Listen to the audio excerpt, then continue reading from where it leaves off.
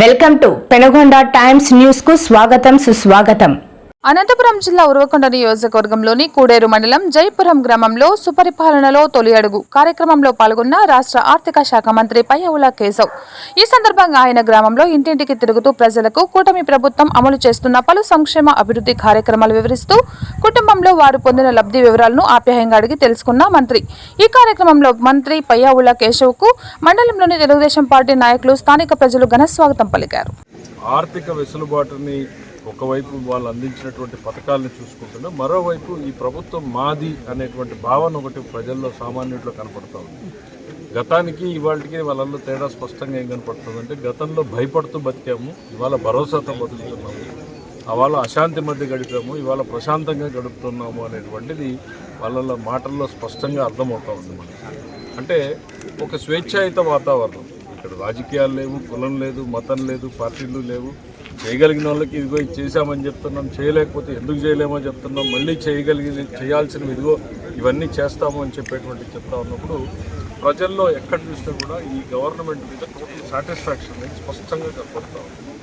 రెండోది, ఇది ప్రజల గురించి ఆలోచన చేసేటువంటి ప్రభుత్వం. ఏదో 4 పరిశ్రమలు తేవాలని చూస్తుంది, పిల్లలు ఉద్యోగాలు చేయాలని చేస్తుంది, రోడ్లు అభివృద్ధి చేస్తుంది, తాగునీరు సాగునీరు అభివృద్ధి చేస్తూ ఉంది.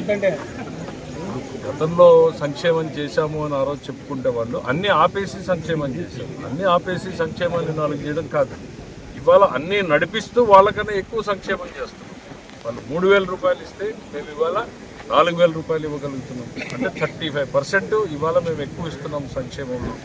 మరి తల్లికి వందనం వాళ్ళు 45 లక్షల మందికి ఇస్తే మేము ఇవాళ 67 లక్షల మందికి ఇస్తున్నాం. దాదాపు 10,000 కోట్లు డబుల్. ఒకవైపు సంక్షేమంలో డబుల్ చేసాం, రెండో వైపు కనీస అభివృద్ధి కార్యక్రమాల ప్రణాళికలు చేస్తున్నాం, మరోవైపు పరిశ్రమలు, పెట్టుబడులు తీసుకొచ్చేటువంటి ప్రయత్నం చేస్తున్నాం. రాష్ట్రాన్ని ఒక ఆర్థిక అరాచకం, ఆర్థిక విధ్వంసం సృష్టించినటువంటి రాష్ట్రంలో మళ్ళీ గాడిన పెట్టేటువంటి ప్రయత్నం చేస్తూ ఉన్నాం. 3 సంవత్సరాల కాలం పట్టింది. ఇప్పుడిప్పుడు అది కేంద్ర సహకారం మూలాన కనీసం మేము నిలదొక్కుకోగలుగుతాం.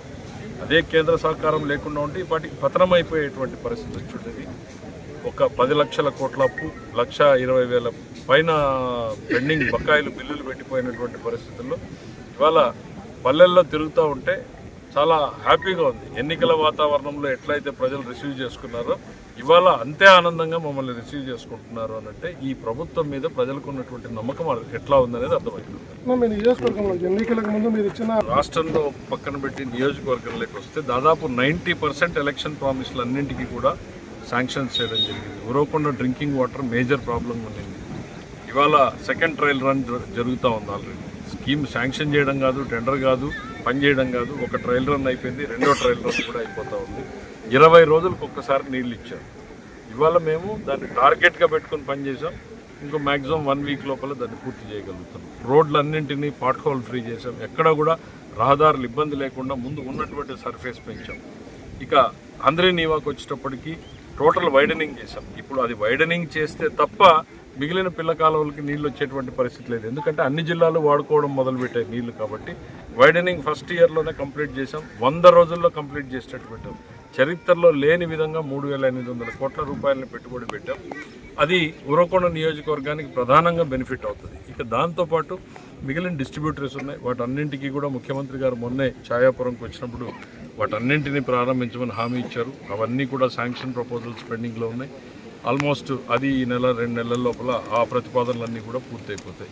తాగునీరు, సాగునీరు, రహదారులు, ఇక ఎలక్ట్రిసిటీ, ఇవి ప్రధానంగా పెట్టుకున్నాం. వీటితో పాటు నెక్స్ట్ పరిశ్రమల మీద కూడా ఫోకస్ పెడతాం.